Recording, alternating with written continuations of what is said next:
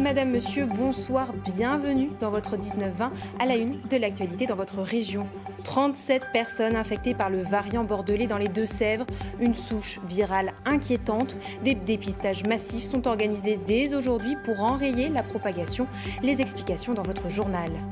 Les grands perdants de la PAC, c'est le ressenti de la filière bio après les arbitrages du ministre de l'Agriculture. Les acteurs manifestés aujourd'hui à Angoulême. Pierre Boussou, vice-président de la Maison des agriculteurs bio de Charente, répondra à nos questions sur ce sujet.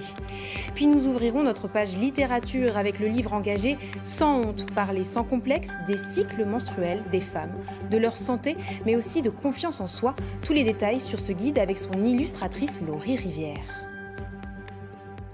Mais avant de développer les titres de l'actualité, allons faire un tour du côté de Coulonges. Comme tous les 29 du mois, la foire aux Héroldes s'est tenue ce matin.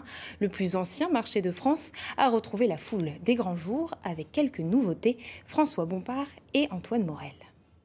Cette semaine, dans Débat Doc, nous parlons artisanat d'art, une filière qui concerne 2500 professionnels en Nouvelle-Aquitaine, une véritable terre de talent, tapisserie, ébénisterie ou encore sellerie. Les domaines sont variés. Mais qu'en est-il de l'avenir de ce secteur? C'est l'une des questions de notre débat. Depuis hier, ils se retrouvent face à face. Favorable à un régime universel des retraites, Laurent Berger aurait pu être un allié d'Édouard Philippe. Mais l'instauration progressive d'un âge d'équilibre à 64 ans a tout fait basculer. La CFDT, elle veut que le gouvernement revienne en arrière sur cette mesure paramétrique, cette mesure d'économie, de faire travailler les gens plus longtemps dès 2022. Et donc, nous appellerons les salariés le 17 à manifester avec nous. La ligne rouge est franchie. La confiance semble rompue entre le patron de la CFDT et le Premier ministre.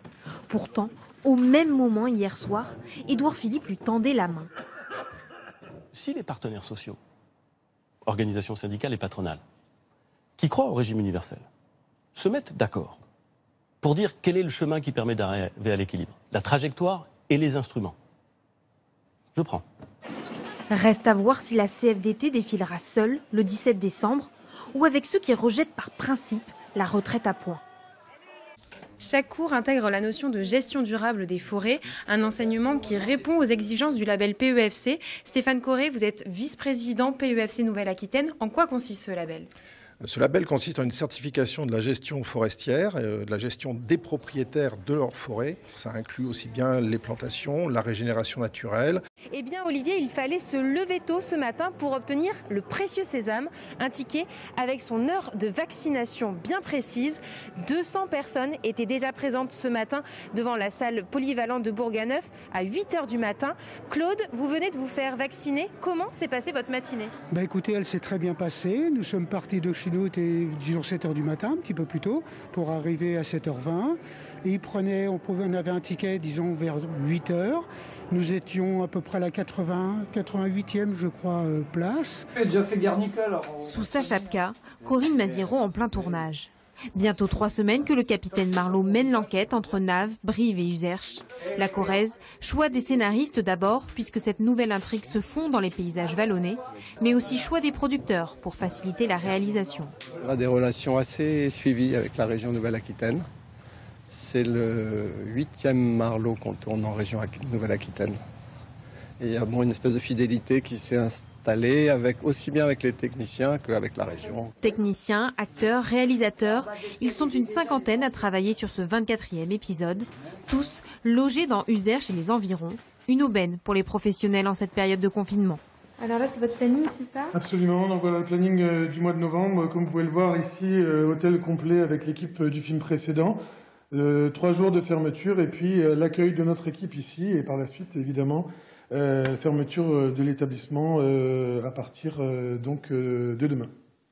Finalement, c'est assez complet sur la période de novembre. Complètement, oui. On n'a jamais, depuis notre ouverture, eu un mois de novembre avec un tel niveau d'occupation. La Corrèze a le vent en poupe. Plusieurs tournages de films ont eu lieu cette année dans la région. De quoi attirer les touristes. Les gens recherchent éventuellement les lieux de tournage, les paysages qu'ils ont découverts au fil du film. Donc c'est toujours un plus, bien sûr, pour valoriser notre territoire. Le Limousin avait été mis en scène. En mars 2019, la Creuse avait alors accueilli toute l'équipe de la série. Ils ont été 10 000 visiteurs à jouer le jeu. Cette année, ils devraient être encore plus nombreux à vivre à Monthoiron. Une parenthèse enchantée.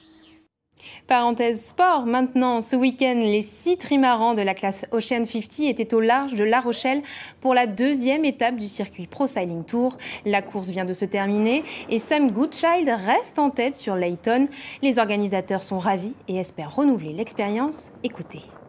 Le bilan est d'ores et déjà extrêmement positif. D'un point de vue